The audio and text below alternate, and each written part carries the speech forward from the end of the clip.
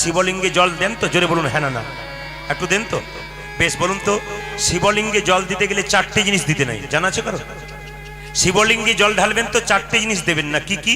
একটা হচ্ছে কাঁচা হলুদ, দ্বিতীয় হচ্ছে সিঁদুর, তৃতীয় কি তুলসী পাতা, আর চতুর্থ কি নারকেলের জল। কীর্তন শুনতে এলে আজকে আপনি দুদিন ধরে কীর্তন শুনবেন, কীর্তন শোনার পর হিসাব করবেন যে আমি প্রত্যেক কীর্তনের কাছে কীর্তন শুনলাম, কার কাছ থেকে কি নিয়ে গেলাম। এবার থেকে শিবলিঙ্গে যারা জল ঢালবেন বা দাদা ভাইরা অনেকে জল ঢালতে যান, চারটে জিনিস আপনারা দেবেন না, কি কি? একটা হচ্ছে নারকেলের জল, কেন? চিটচিটে ভাব, ডাবের জল দেবেন, নারকেলের জল দেবেন না। দ্বিতীয় কি কাঁচা হলুদ, কেন? বাবা শিবের গায়ের রংটা কেমন?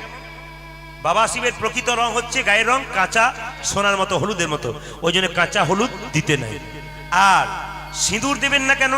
সিঁদুর দেবেন না এই জন্যে, মেয়েদের স্মৃতি সিঁদুর, শিবের রক্ত থেকে তৈরি হলো মেয়েদের স্মৃতি সিঁদুর, এই জন্য সিঁদুর দেবেন না। আর চতুর্থ কি দেবেন না? তুলসী পাতা, কেন না?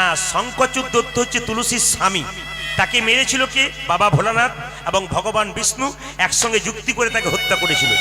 সেই দিন থেকে তুলসী বিধবা হবার পর হাতের শাঁখা ভেঙে স্মৃতির সিঁদুর মুছে চিৎকার করে বলল, ভোলানাথ তুমি যুক্তি করে, প্রভুর সঙ্গে যুক্তি করে আমার স্বামীকে হত্যা করলে, আমি সব দেবদেবীর পুজোতে যাব কিন্তু তোমার পুজোতে কোনোদিনই যাব না।